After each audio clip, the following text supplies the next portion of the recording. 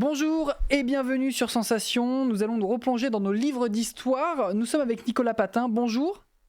Bonjour. Vous êtes maître de conférence en histoire contemporaine à l'université Bordeaux-Montaigne. Vous êtes un spécialiste de l'histoire allemande, de la Première Guerre mondiale et du national-socialisme. Vous avez écrit un livre, La Grande Guerre vue d'en face. Quelle vision les protagonistes du conflit ont-ils eu les uns les autres ?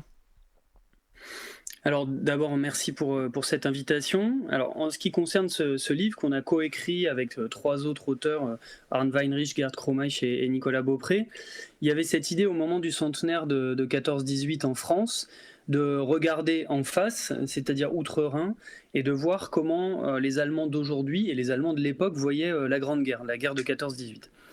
Alors, c'est une évidence de le dire, mais en France, 14-18 a une importance considérable qui fait que dès 2011-2012, quand on a vu venir le centenaire, on savait qu'il allait y avoir énormément d'événements, énormément de livres. On estime qu'il y a eu plus de 2000 livres qui ont été écrits pendant le centenaire sur 14-18. En Allemagne, la mémoire du conflit est complètement différente. Puisque d'une certaine manière la Seconde Guerre mondiale et ses crimes et le traumatisme qu'elle a laissé ont complètement effacé la mémoire de 14-18 qui, et c'est aussi une évidence de le dire, est par ailleurs une défaite, ce qui est quand même beaucoup plus dur à commémorer. De ce point de vue-là, on a réuni dans ce livre des dizaines de chercheurs français et allemands pour montrer en fait les choses qui se ressemblent et les choses différentes, y compris pas seulement dans la mémoire mais dans l'histoire. Et ça, c'est important parce que ça permet de décentrer le regard français. Alors, je peux donner un exemple tout bête. Il y a la question des atrocités allemandes. Quand l'armée allemande arrive en Belgique en 1914, en août 14, il massacre 6500 civils. Et ça va donner lieu à une propagande de la barbarie allemande chez les Français.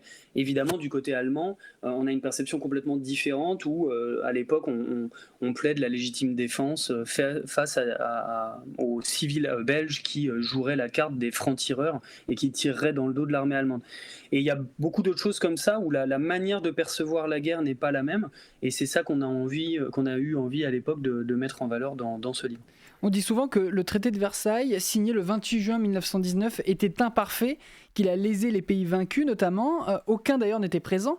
Quelles ont été les conséquences du traité de Versailles en Allemagne et ensuite son rôle dans la montée du nazisme ? Oui, c'est une très bonne question. Très souvent, si vous voulez, j'ai pu le voir dans les discussions que j'ai avec les lecteurs ou dans des conférences. En France, notamment, on a l'impression que le traité de Versailles est la cause du nazisme. Point. Le 28 juin 1919, c'est signé, c'est un traumatisme, c'est ce que les Allemands vont appeler le diktat de Versailles, et puis ça donnerait mécaniquement naissance à Hitler. Alors ça, il faut revenir juste un petit peu en arrière, c'est une idée qui est beaucoup trop simple. D'abord, effectivement, le traité de Versailles, il est négocié par les quatre grands, donc Woodrow Wilson, David Lloyd George, Georges Clemenceau et puis Orlando. Et puis Orlando, l'italien, s'en va assez vite. Mais il est négocié après une guerre cataclysmique et Clemenceau dira « le traité n'a pas été bon, mais est-ce que la guerre a été bonne, elle ?» Et c'est vrai que d'une manière un peu étrange, l'Allemagne n'est pas du tout conviée. Et quand les Allemands découvrent les conditions du traité le 7 mai 1919, en fait, le gouvernement de la République de Weimar est atterré et d'ailleurs le Premier ministre Scheidemann démissionne. Donc c'est un traumatisme important parce que les Allemands ont cru aux promesses de Woodrow Wilson et qu'ils se sentent trahis par les conditions extrêmement dures du traité, qui leur retirent leur armée, qui leur retirent le service militaire, qui leur font perdre 80 000 km² de territoire, leurs colonies, et qui les contraignent, pour faire vite, au remboursement de 132 milliards de marks or. Donc là où il y aurait une erreur à faire, c'est de dire Hitler a gagné en 1933 parce qu'il dénonçait le traité de Versailles. Mais tous les partis politiques dénonçaient le traité de Versailles. Donc si vous voulez, on est face à une condition nécessaire mais pas suffisante. Même à gauche, les gens protestaient contre le traité de Versailles. En revanche, chacun y allait de sa technique, si vous voulez, pour lutter contre ce traité, soit ce qu'on appelait Erfüllungspolitik, la politique de Gustav Stresemann, c'est-à-dire de mettre en place les conditions du traité de Versailles pour espérer les alléger petit à petit, ou à l'extrême droite ou à droite des positions un peu plus dures. Sans Versailles, il n'y a pas Hitler, mais c'est pas Versailles qui amène Hitler au pouvoir de manière unique. Et après la Seconde Guerre mondiale, les vainqueurs, est-ce qu'ils ont pris en compte cette situation pour éviter de commettre à nouveau les mêmes erreurs du passé ? C'est une vision optimiste et qui est en partie vraie. Ça voudrait dire que les gens tirent les leçons de leurs erreurs, ce qui n'est jamais le cas en fait. La négociation, alors j'en suis moins spécialiste, mais la négociation de la fin de la Seconde Guerre mondiale, déjà elle débute dès 42, dès 43, avec la conférence de Téhéran, Yalta, Potsdam, etc. C'est des choses qui se mettent en place. Il ne faut pas oublier qu'il y a Staline, qu'il y a Roosevelt, enfin que c'est des acteurs un peu différents, et qu'en fait, dans ce qui concerne l'Allemagne, pour le coup, la partition dans les zones américaines, anglaises, françaises et soviétiques va créer une situation où les types de, si vous voulez, de vision s'opposent très profonde ou plutôt légère, une volonté de punir ou non. Donc c'est quelque chose qui est assez variable et qui très rapidement et se retrouve recouvert par les logiques de la guerre froide et l'opposition entre les deux grands. Et il a fallu des symboles forts pour apaiser les relations entre l'Allemagne et la France, De Gaulle et Adenauer, Mitterrand et Kohl, entre les deux pays. Alors disons, il n'y a pas les deux pays, j'ai envie de dire, il y a les trois pays. Il ne faut pas oublier que l'Allemagne est divisée en deux pays et que l'Allemagne de l'Est, la RDA et puis la RFA, l'Allemagne de l'Ouest vont suivre, notamment à partir de la construction du mur de Berlin en 1960, des cours très différents.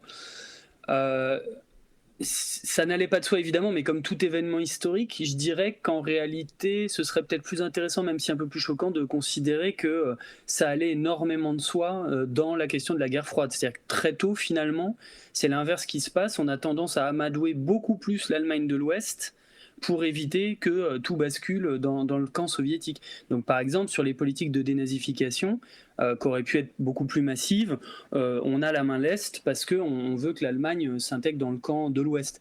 Après, on entre dans une autre histoire qui est celle de la construction européenne, et où là, il va y avoir effectivement des volontés politiques, notamment dans le tandem franco-allemand, avec la construction de la CECA, la Communauté européenne du charbon et de l'acier, etc.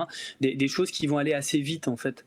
Donc, c'est moins que ça allait pas de soi que l'idée que assez rapidement, la mise en place des régulations internationales avance vite, finalement. Et qu'est-ce qui symbolise aujourd'hui, pour vous, le mieux l'amitié franco-allemande ?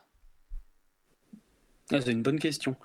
Alors évidemment, on a les symboles. Vous savez que quand on se pose ces questions-là, c'est d'abord qui pense quoi. Quelqu'un de jeune n'a pas forcément les mêmes référents culturels de quelqu'un de 40 ans, 50 ans, 60 ans, etc. Moi, je viens du nord de la France où le souvenir des conflits, des ennemis héréditaires est encore assez profond, alors qu'à Bordeaux où j'enseigne, finalement c'est assez lointain la question de l'ennemi allemand. Donc tout ça est très différent. Évidemment, l'image de Kohl et de Mitterrand, à une certaine manière, à un certain moment, on a vu que Nicolas Sarkozy tentait pendant son quinquennat le lien avec Angela Merkel. François Hollande a essayé aussi au moment des commémorations de 14-18. Donc on a toujours ce couple politique franco-allemand. Ensuite, du point de vue culturel, c'est plus compliqué. On peut revenir à ce que je disais dans la précédente émission. Je pense que Berlin est devenu une sorte de capitale magnétique pour certaines franges des fêtards et des jeunes français. Mais est-ce que ça a supplanté Barcelone ou d'autres villes, je ne sais pas, ou Londres ? Mais dans les symboles aujourd'hui, on a évidemment beaucoup de clichés. Mais je pense que petit à petit, il y a aussi un renouveau des relations qui fait que les nouvelles générations vont aller découvrir outre-Rhin une certaine vision de l'écologie, la scène musicale, le cinéma allemand qui se porte pas mal. Donc voilà, c'est plutôt une multiplicité de symboles que quelque chose d'aussi marquant que les grandes rencontres franco-allemandes qu'on a pu avoir dans les années 80 ou 70, parce que tout simplement, elles scellaient ce renouveau. Donc on peut pas rejouer la belle image à chaque fois. Merci beaucoup Nicolas Patin d'avoir été avec nous. Je rappelle que vous êtes maître de conférence à l'université Bordeaux-Montaigne et auteur du livre La Grande Guerre vue d'en face. Si vous voulez commenter cette émission sur les réseaux sociaux, c'est avec le hashtag de la journée franco-allemande JFA 2021.